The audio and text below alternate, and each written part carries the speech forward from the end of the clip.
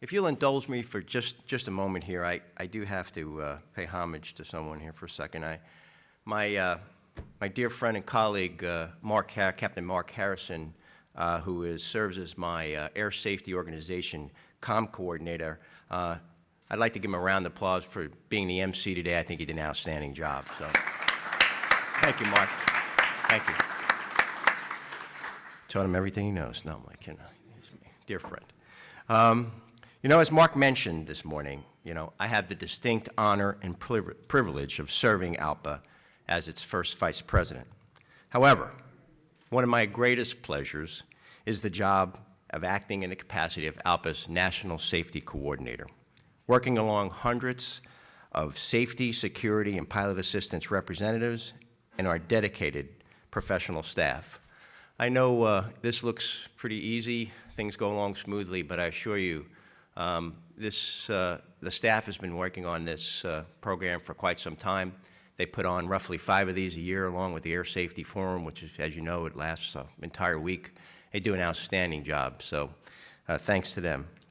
The panels that you've heard from today give ample evidence of the expertise, dedication, and professionalism that is hallmark to our organization, so please excuse me for bragging on them a little bit today. So let's do a quick recap of what we've heard from our 4 panels today. Our first panel identified the types of risks that all cargo arena faces today and the measures that are presently employed to mitigate them. We heard from the FAA on current regulations and requirements for cargo operators. The head of the Cargo Airline Association provided his perspectives on the state of the industry's safety initiatives, and 2 all-cargo pilots gave their views on safety and security risk mitigations. It's clear from the panel's presentations that the risks are very well known, and what we need now are the proper mitigations. Now, our second panel was on hazardous material with an emphasis on lithium batteries, which is obviously in the news a lot right now. The outcome of last week's ICAO Dangerous Good panel meeting and the potential for more activity on the subject by the ICAO Navigation Commission in the foreseeable future could mean greater restrictions for lithium battery shipments. Let's hope so. We heard from one medical device manufacturer representing the industry's Battery Transport Council and learned how important it is that these high-tech, high-density batteries be constructed and shipped with the greatest of care and quality control. And I was taken aback by the degree to which Medtronic goes to those, to the extent that they ensure their quality control. I'd just like to see more of that in the industry. It would be great, it would be refreshing. An aircraft manufacturer rep relayed his company's concerns about the transport of lithium batteries on board their customers' airplanes. And an FAA researcher showed a video evidence of the catastrophic damage that lithium batteries can create when exposed to heat.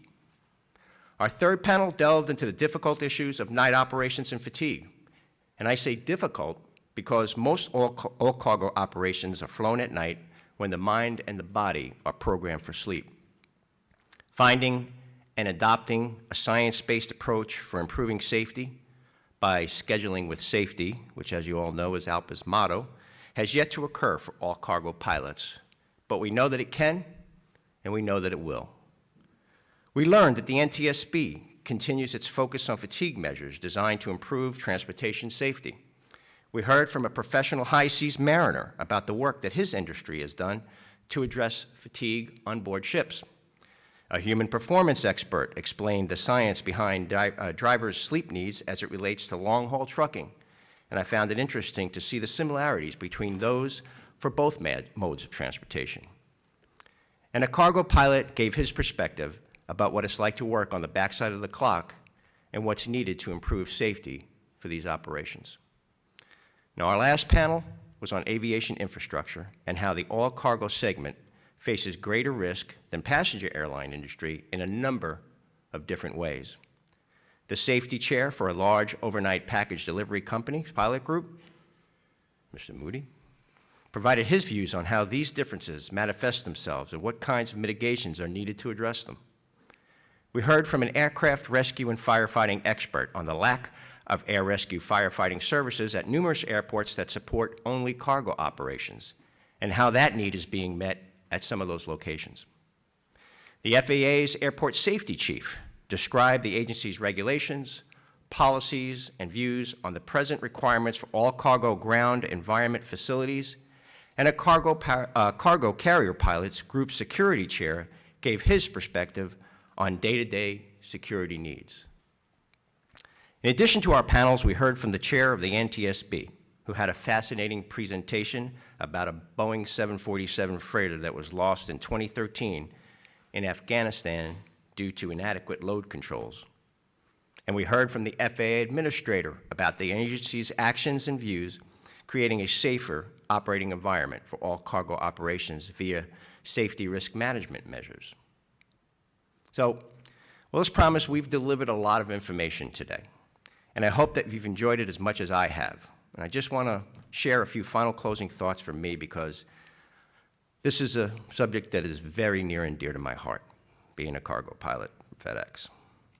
Because of my background as an all-cargo pilot, I don't come to a forum such as this as a disinterested or a neutral party.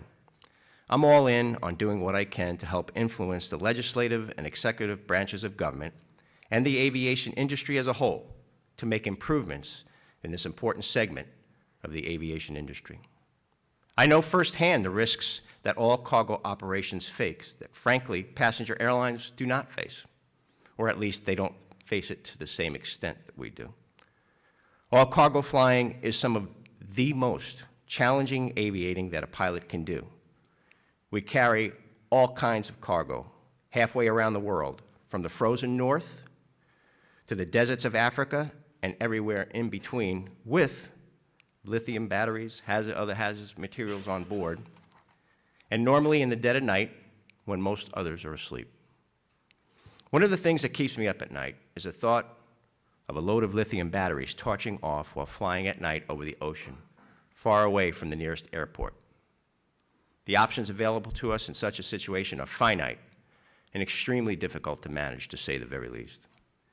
Because of our operating conditions, safety margins would be lower for cargo operations than for passengers operations, even if the same level of regulations were in place for both types of flying.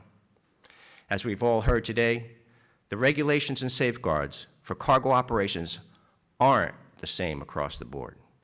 There are numerous areas in which cargo operations lack some of the basic protections that passenger pilots take for granted. These range from fortified cockpit doors to on-scene aircraft rescue and firefighting services to science-based flight time, duty time regulations to greater protections against the potential for lithium battery fires. I'd like to repeat something that you've all heard earlier today, and that is that all cargo pilots' lives are at stake in the current operating environment. As Jim, as you said, all cargo pilot lives do matter. We believe that there is a demonstrated risk management challenge facing all cargo operations, and it must be addressed, and soon. One hurdle that must be overcome is for the government to develop and adopt a new cost-benefit methodology that creates one level of safety instead of two different levels of safety within Part 121 operations.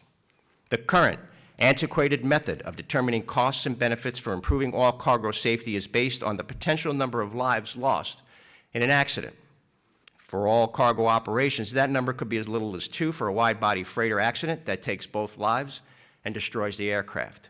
It's time for a new cost-benefit methodology to be used by the government for all cargo operations, and that must begin with a recognition that an accident is an accident is an accident, no matter how many souls are on board, no matter how large or small the equipment, and regardless of the payload.